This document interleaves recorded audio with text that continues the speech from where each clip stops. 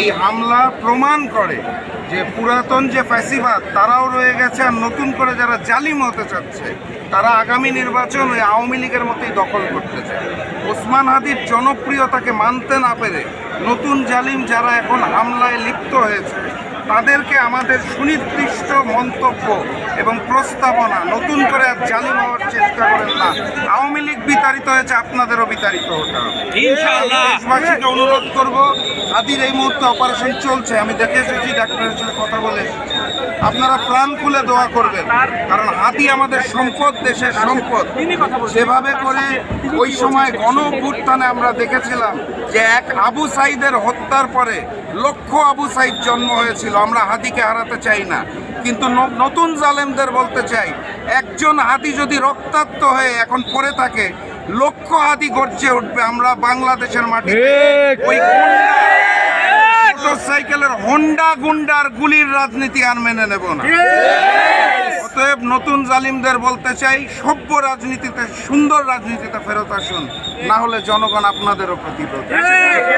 একটি ঘটনা, এটি কি নির্বাচন বানচালের অংশ হতে পারে বলে মনে করেন কিনা? তফসিল ঘোষণার 24 ঘন্টার মধ্যে যে হামলা, এর পিছনে দুটো কারণ। একটা হচ্ছে নির্বাচন বানচালের প্রচেষ্টা, দ্বিতীয় কারণ হচ্ছে হাদির জনপ্রিয়তা দেখে নতুন জালেম ভয় পেয়েছে। তারা ওই হোন্ডা গুন্ডার গুলির রাজনীতিতে ফিরে যেতে চায় আওয়ামী লীগের মতো। আওয়ামী লীগ বিতাড়িত হয়েছে, নতুন জালেমও বিতাড়িত হবে।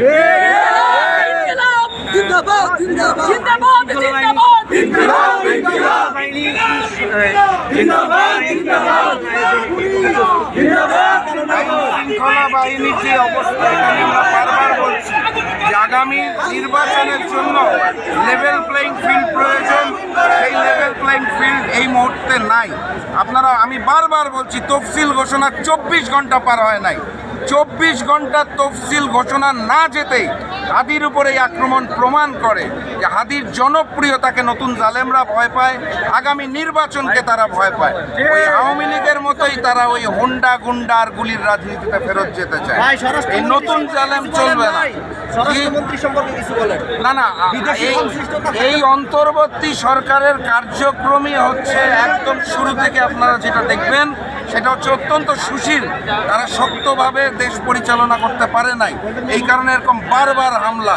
আমরা অতীতে নূরের উপরেও হামলা দেখেছি, আমরা এখন এসে হাদির উপরে হামলা দেখলাম। এবং সময়টা কখন?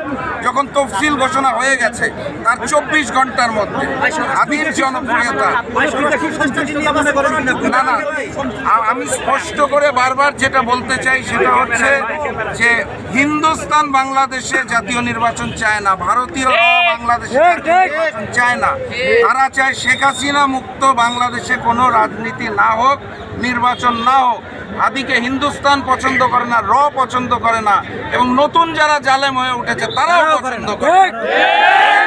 এর পিছনে কারা আমরা জানি না, এটা অন্তর্বর্তী সরকারের দায়িত্ব। দ্রুততম সময়ের মধ্যে যারা দায়ী তাদেরকে আইনের আওতায় আনা। আমরা বলতে চাই, আবু সাইদের হত্যার পর যেভাবে লক্ষ আবু সাইদ জন্ম নিয়েছিল, আজকে হাদির আক্রমণের পর লক্ষ হাদি গর্জে উঠবে। আমরা নতুন জালেম হতে দেবো। এই মুহূর্তে হাদির অপারেশন চলছে, আমি ডাক্তারের সাথে কথা বলে এসেছি। আপনারা সবাই হাদির জন্য দোয়া করবেন, কারণ হাদি বাংলাদেশের সম্পদ, দেশের সম্পদ। সে কোনো নির্দিষ্ট দলের না, সে দেশের সেই সংগ্রামী পুরুষ। তাকে আমরা আবার রাজপথে গর্জনরত অবস্থায় ফেরত চাই। ধন্যবাদ। নির্বাচন কমিশনার কি রায় এড়াতে পারে ভাই?